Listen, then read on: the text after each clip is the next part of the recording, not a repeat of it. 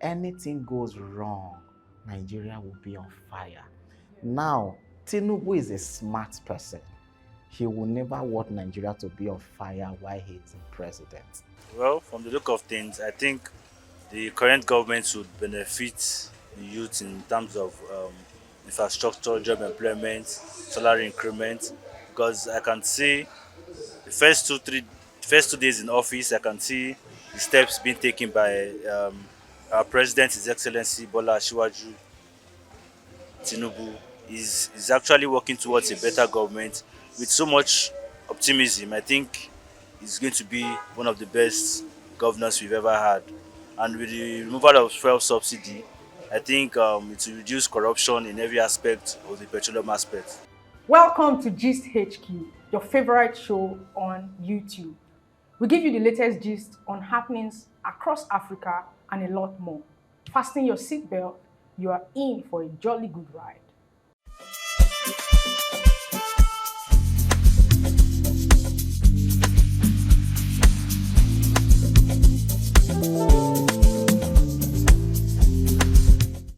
The 2023 general elections have come and gone.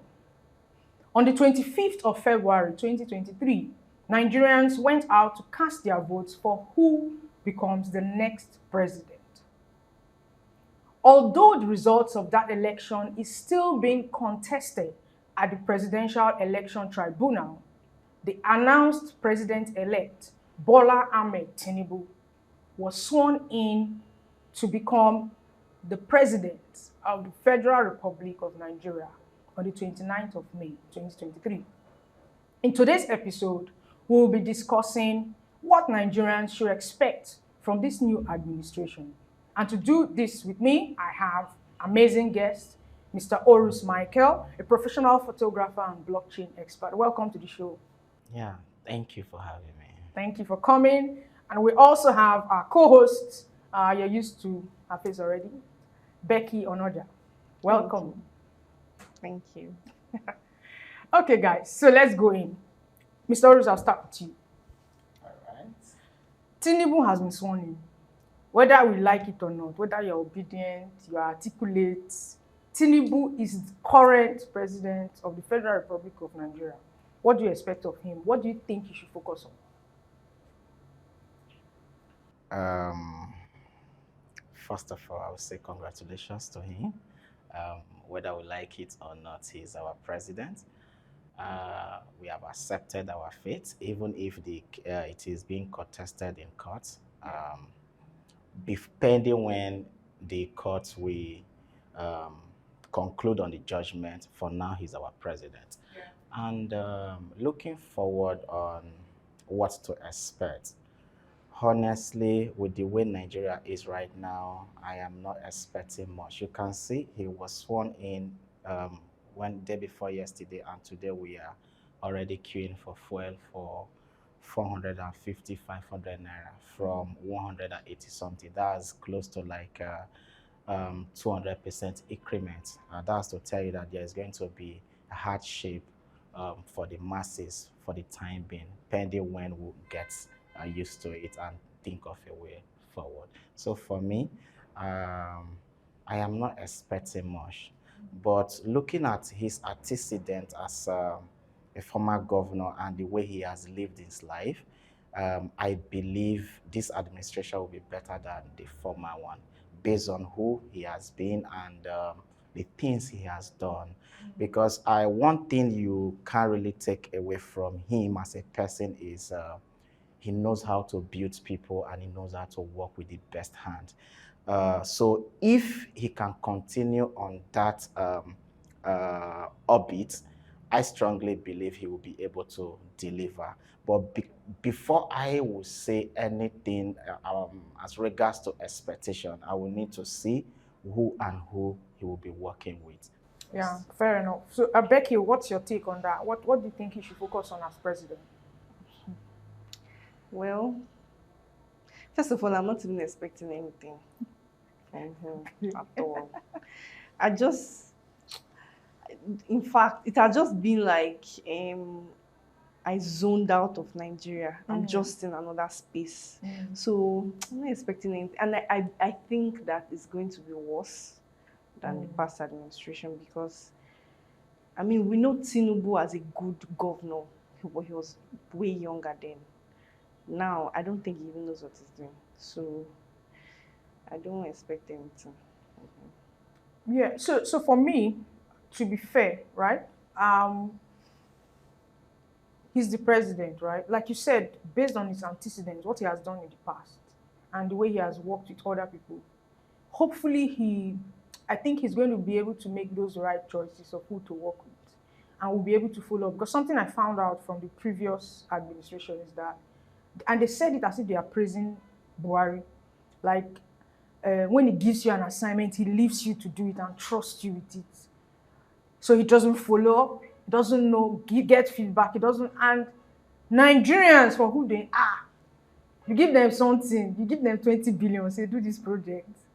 For crying out loud, they will be giving you audio feedback now, fake pictures. Do you understand? So, but I don't think Tinubu is that kind of person who will give you an assignment and not get feedback and keep quiet, right? So that's leadership. I think he will be a better leader than the previous guy because he will follow up, right? And maybe at least try. Number one. Number two, also because of the pressure by which he came into governance, he wants to prove a point that, guys, you people didn't trust me a lot. Like, I saw a report yesterday that 32%, only 32% of voters actually voted him in, which is the lowest since 1999, that voted in a president that won. Do you understand? So he wants to prove that, guys, I know you people didn't trust me that much, but hey, I can do the work. He might want to prove, and also he might want to deal with us because, I mean, yes, now for not voting him, it could be two sides, and I'm thinking the dealing with us more because he has started already. So, looking at that, either he wants to prove a point or delay with us. Any of the two can happen. But one thing I think about Tinubu is this. When you look at Nigeria from 1999 to date, I think Tinubu is the only person who has prepared to be president way before time. When you look at, let's go back because I like taking decision and looking at antecedent. When you look at the time of OBJ, which is Obasanjo just came from prison and he became the president. And after Obasanjo now decided to hand over to Yaradua from what we heard as a compensation for his older brother whom they were in prison together. Then he ruled for a year and he died. Then Jonathan came in, and Jonathan was not prepared, just like Yaradua. And when Jonathan came in, he did his first tenure. He completed their first tenure. Then he did his personal first tenure. While he was trying to go for the second tenure, then Buhari came and Buhari won the election. Then when you look at it, Buhari has been contesting for a very long time. Yeah, but he was not prepared because it's just like the Nigeria way of doing this, contesting to be relevant. That was what I will look at it from. When they now have a measure that formed the APC, that was when he was looking at it because something is about to happen, and something happened and he was unprepared. When you look at what he did, it took him over 6 months to appoint ministers. That's to tell you that there was struggles to appoint who is the right person and who is the wrong person. Now, when after the appointment, you can see what happened because he wasn't prepared. Most of the people he appointed, they are people whom he did not even know their capacity in terms of the position he gave to them. So it's become a chaos in the government house and to us, the masses, which is what we beard to date. So when you look at it, and I'm looking at Tinubu, I have taken time to study Tinubu. Tinubu has prepared for this since 2000, has been preparing for this since 2007. Although age is not on his side. Most times when I look at him, like for the past 2 months, when I look at him, I will shake my head and I will say, evil Baba said, I will shake yes, more. I wish I was younger. But now you can't defeat that. his age, and what can he do? So looking at that, even at his age, he still controls some certain things within the environment he has been. So if he has that power to control things within the environment he has been, that means he will still have that power to be able to control the things outside this immediate environment, like in Nigeria. But although why I can't really expect much at the moment is this: Nigeria leadership is way, way beyond states or ethnicity leadership. Because let's take, for instance, for Lagos State now, we all know Lagos State is a Yoruba land, and most of the people he presides over are Yoruba people. So there are people they have been together for a very long time, so they understand him and he understands them. He understands what they want, and those people, he understands their wants and need, and he knows how to give it to them. But when you talk about leadership in Nigeria, let me go back to the time of Jonathan. When Jonathan was the governor of Bayelsa State, I was in Bayelsa. So I experienced what he did for the few months he stayed as the governor. But when he became the president of Nigeria, he was unable to deliver in that capacity in which he delivered in his state. National level. Now, reason B is Nigeria is a vast state that we have so many ethnicity, and we are geopolitically divided. So we are just interwoven into each other, trying to understand each other. Now there is a problem of it must be us or let it not be. Now Jonathan as a person was unable to handle that. Now looking at that, using that as a yardstick to look at what is going to happen now. Now, in Nigeria, for you to deliver as a president, I think you will need to compromise a lot. Now, the thing is His Excellency Ahmed Bola Tinubu ready to compromise? That's something I am looking at. I know he's a very tough person. Now, if you are not ready to compromise, because in running Nigeria as affairs, I strongly believe is a win-win. And when you look at the way it has been, Oga, shop at shop, and Alliance Club, now is Tinubu ready to go that way, or he's ready to be pragmatic and come with decisions that will revolution or disrupt the system? Now, Nigeria is actually, let me say, Nigeria is actually a very tough state to govern because of, one, our mentality, our original mentality, and the mentality we inherited. Yeah. So what I just think is that we've just said that I think in summary is he has a tough job, but we should not have our hopes too high as per expectation, because Nigeria, like you said, is a difficult place to go. Okay, so let me say something. So if our expectations are high, we might be disappointed beyond measures. Because now the state we are as a nation is actually, we are at the edge of a cliff. Anything can happen if any single decision a single decision gone wrong. So we shouldn't expect much. We should just follow the tide and we should pray. Like in Nigeria, if things become difficult, then we will resort to prayer. We should pray. They should appoint good people who have Nigeria at heart and they are ready to deliver. I really don't think any Nigerian is expecting much. I mean, do you know how people expected so much when Buhari came into power? Some people, not many. Like, but majority of the people, everybody was like, change has come, and then people were even ready to suffer for like 1 year so that we can see the change. But man, I don't think anybody in their right sense will be expecting anything high, have high expectation of what? Okay. Except you don't want to live long, Sha. Okay. Thank you so much, guys. My next question. So what do you think about the announcement he made during his inauguration where he removed fuel subsidy, like on the podium. Do you think that was good timing to do that?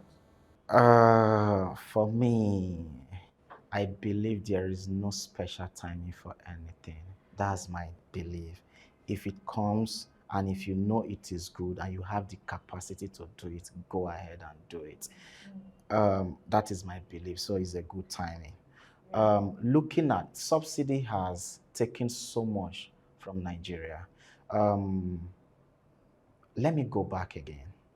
11 years ago, in 2012, Jonathan removed subsidy and there was chaos everywhere, Led by led by Tinubu. Yes. Now, after 11 years, he's now removing subsidy. So there is something I tell people. That means he was living 11 years behind Jonathan because Jonathan was seeing what he wasn't seeing. Now he has come close to the government and he realized what subsidy is doing to Nigeria.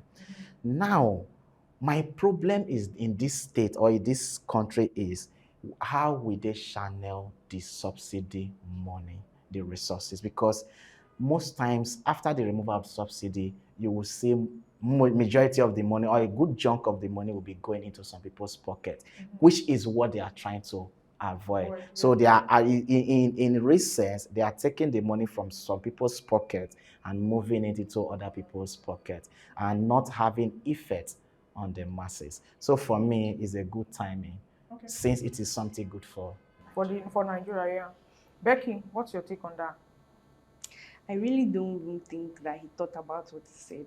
It must be a rush of emotions and like, I can't believe I'm the president. He just said it all of a sudden. Because I can tell you there was no plan, no thinking, nothing about it.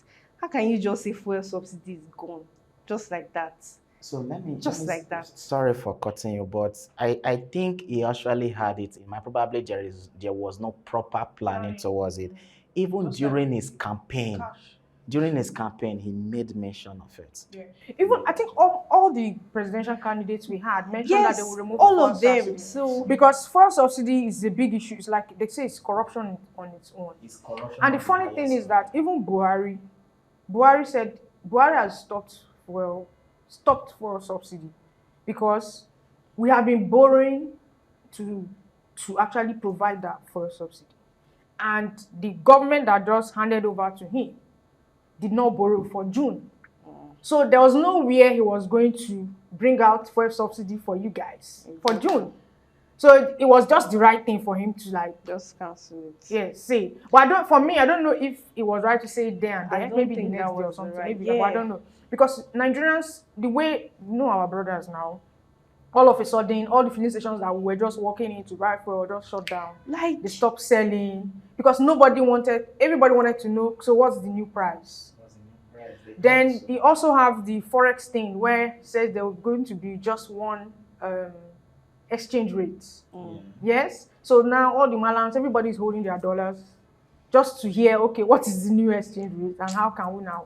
So so let me say something about this. So when you look at because our problems they are interconnected. They are interconnected from fuel subsidy to forex. So now most of these marketers who they pay subsidy to, they pay them in dollars. Yeah. Now we have to source for dollars to pay them. So on our own as a nation, the volume of dollars we are consuming is more than enough to depreciate the naira. Because in that payment is in dollar. Now, if 6 naira is now looking for dollars, now dollar will now appreciate against naira. And this is a recurrent trade that happens every now and then. So it's putting that trade alone is putting so much pressure on the naira. So when you look at it from so many facets of business, removing subsidy is actually a way to go. Yeah. Whether he did it at the right time or not, I think fuel subsidy had to go and it had to be done. So Nigerians were going to just find our way and adapt. Okay. So guys, we're going on a break now. When we return, we'll continue on this conversation. Don't go away. At first now we can see what's going on. He came in with the oil, whatever, the subsidy of things, removal of subsidy. I guess it's still going to be okay. This is just fresh and it's just the start. So many things are still coming on the way. Though he promised to do many things, as in for the people to be okay. As he has promised, I know he's going to do it. So they are, even in the government we have cabals, we have cabals. So that doesn't want things to happen the way, as in positively.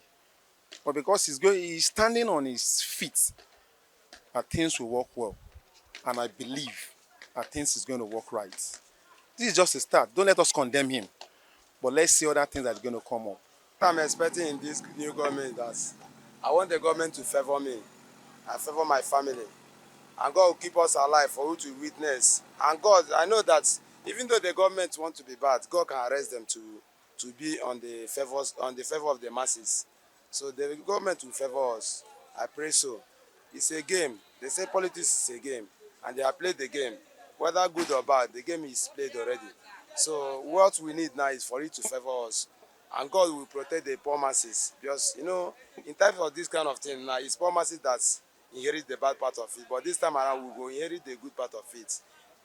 I expect a lot of improvement from the last administration, and I hope that and now that we are facing this fuel subsidy review, I think it's for the good. We should not jump into conclusion and just say that it's not going to benefit us. I feel there are lots of benefits that is going to precede this swap subsidy review if we're all patient to, you know, and I hope that Nigerians will enjoy the new renewed hope and renewed energy.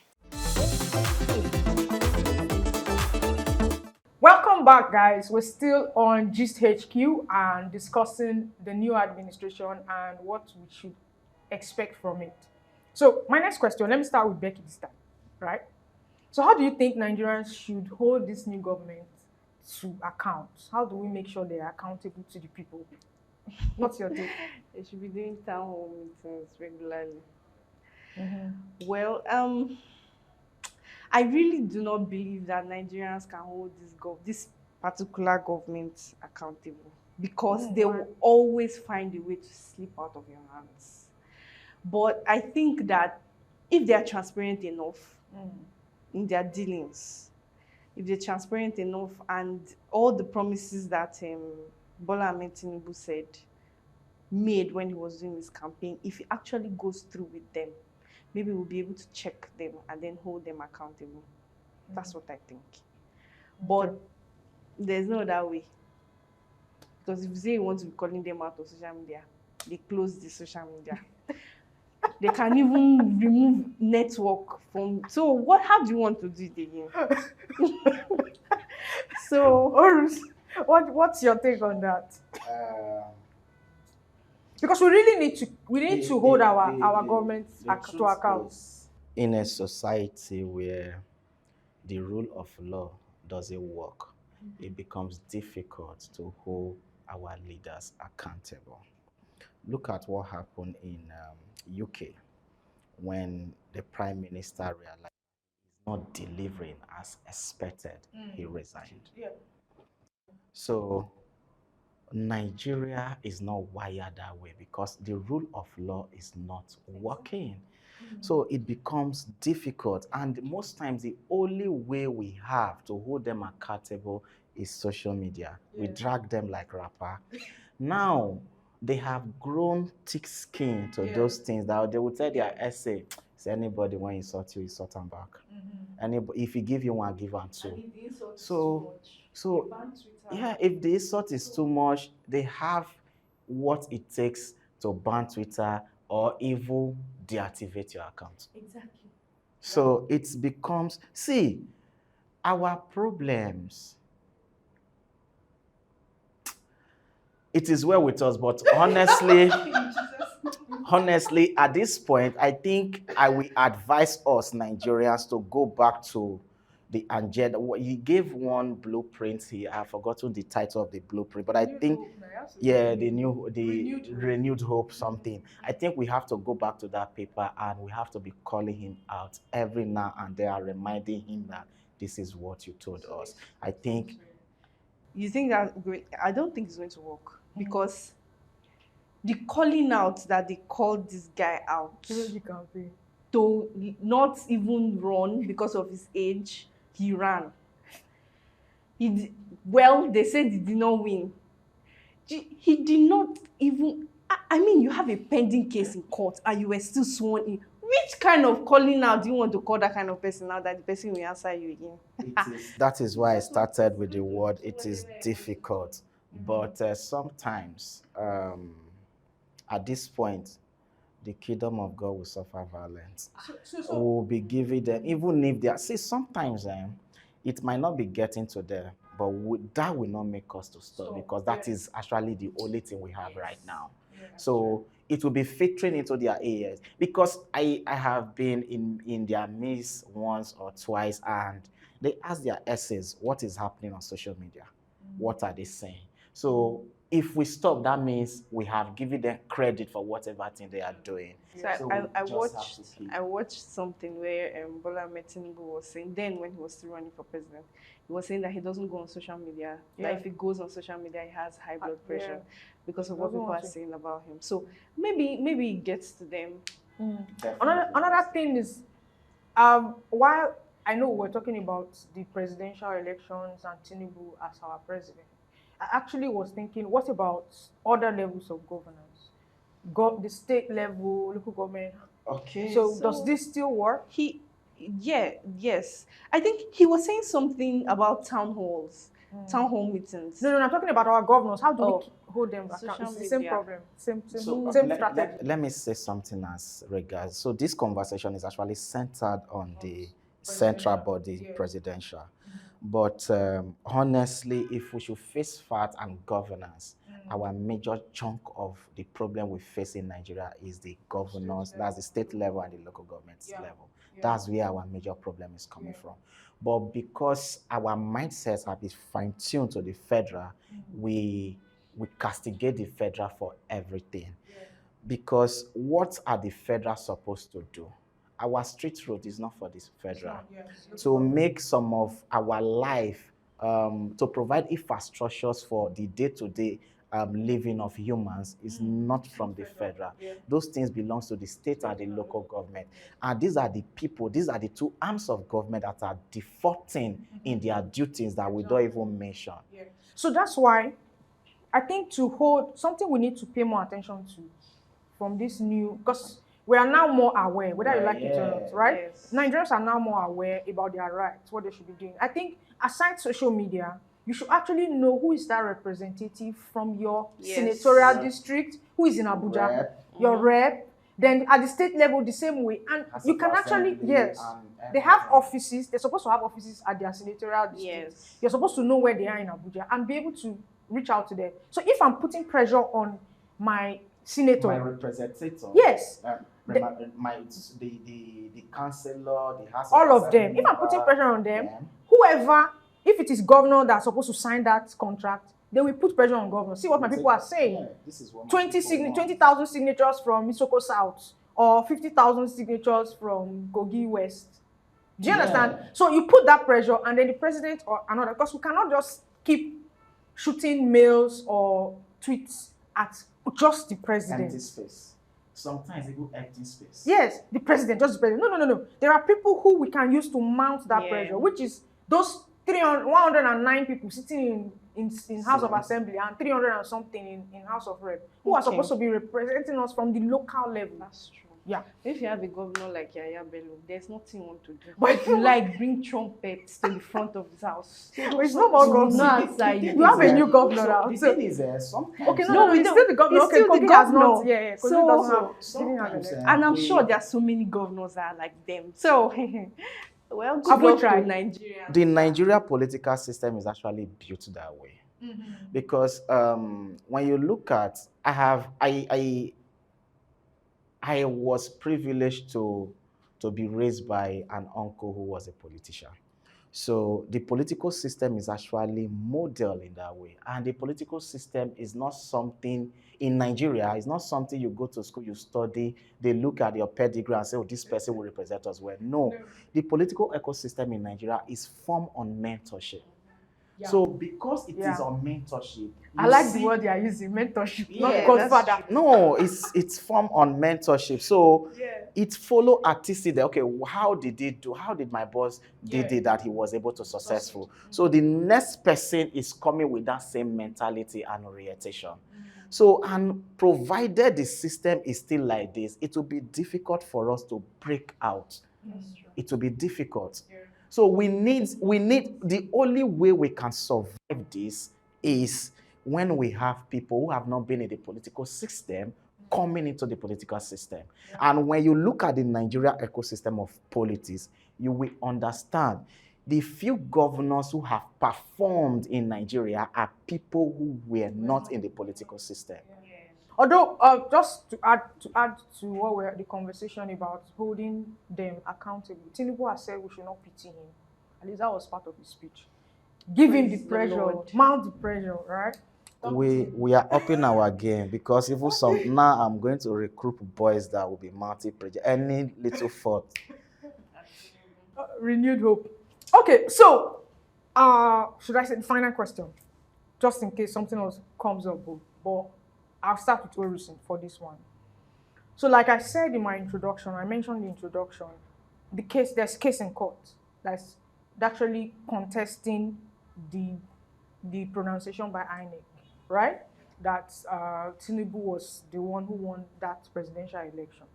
So, if the court overturns that victory, do you think the Tinubu that you studied, that you followed his antecedents, will give up, will obey that instruction and step down? So sad that it is so unfortunate that we find ourselves in situations like this. And it is primarily because the rule of law doesn't work. And that is why even the judgment of the Abuja people to stop the inauguration was delayed. They delayed the hearing till after the swearing in. So there is a way Nigeria do things. There is a way they do things that actually mess with people's mentality. And mentally, we have now built our mental health to accommodate this nonsense that is affecting us. Sorry, let me digress a little. When you leave this country to a sane country, it will take you like 6 months before you can integrate yourself into that community because of the way they do things and the way we do things. In here, everything goes. Out there, not everything goes. And because of that mentality, if they overturn the declaration of INEC that Tinubu did not win election, it was Obi or Atiku, or they should go back to rerun. It will be difficult for Tinubu to say, I concede defeat and let's go back to election, or let Atiku assume, or let Obi assume office. And in view of that, I think this is actually a critical time for us as a nation, where every part of us is being tested, and let's see how it pans out. Becky, what do you think? Will he? No. He will not. Straight to the point. No. He will not now. Everybody knows that he will not. Really? Of course. Okay. Then the thing is, two things are involved. They always do this. As well. Yeah, life is either good or bad, yes or no. Nigeria as we speak right now, many people are angry, like naturally angry. Not even some people who are not even aware of what is happening in politics are angry. So it will take something very little to trigger chaos in this country right now. So for everything we are going to do at this point, we just have to be very, very careful because anything can happen. Well, I think we've been avoiding chaos for so long. Don't you think that that chaos that we had, let it just happen, Okay, so and let us just be done with it. okay, so Because I feel like we keep avoiding and it will get to a point somebody is standing in our face and putting their fingers in our eyes, because Nigeria is not going to close down. There will always be a Nigeria. No matter whether people leave this country, there will always be a Nigeria. So how long are we going to be taking all these things? So I think we are here already. In my place, Anomar will to her, meaning we are in the mud to the point of our neck. We are just looking. We can't move. We can't even do the things we want to do. Oh, yours is here. No. There's this space. Now, We're still breathing. now we are just breathing. We are just surviving. And if anything goes wrong, Nigeria will be on fire. Now, Tinubu is a smart person. He will never want Nigeria to be on fire while he is in president. See, there is a lot we have to look at as a country critically at this point, from the Supreme Court to whoever the judge that is in charge, to we the masses, and to the obedient movement, and to the articulated. We have to be very, very critical in our thinking, because if anything goes wrong, if any decision goes, as we are talking, Abuja is boiling. Abuja is boiling, which is the home of the federal government. So a lot is happening. This is a time to test Nigeria. And if we get it wrong, it might not be pleasant to the ears and the eyes. I think we've taken a lot and we've taken it too much. I think that's what he's even saying, So- that it's a critical moment. And and, now, that chaos that we have been avoiding, let us chaos. So the thing is, have you experienced war before? Okay, so let me say this. I have experienced war twice. I have been a refugee at a point in my life. It is never a sweet experience. See, the average Igbo man who experienced the war will never advise we should go to war. Because the aftermath, it is not always pleasing. Even during the war, it's not always pleasing. So when we talk about, see, most of the people who shout, hey, let's go to war, wait till they happen, say, let's just destroy everything. My papa, my dad, they say something, say, hey, Mugu, he say, behind death, you will say you want to die. But when death comes, you will run. It's not something they play with. And we shouldn't go that way. Yeah, hopefully we don't get to the point where Amen. Nigeria goes into another civil war or any form of unrest. So thank you so much, my guests, for this time, for having a very great conversation. Thank you so much. I hope you have enjoyed today's show. Keep a date with us every week on this channel. Do not forget to like, drop a comment, and subscribe to our channel. Thank you.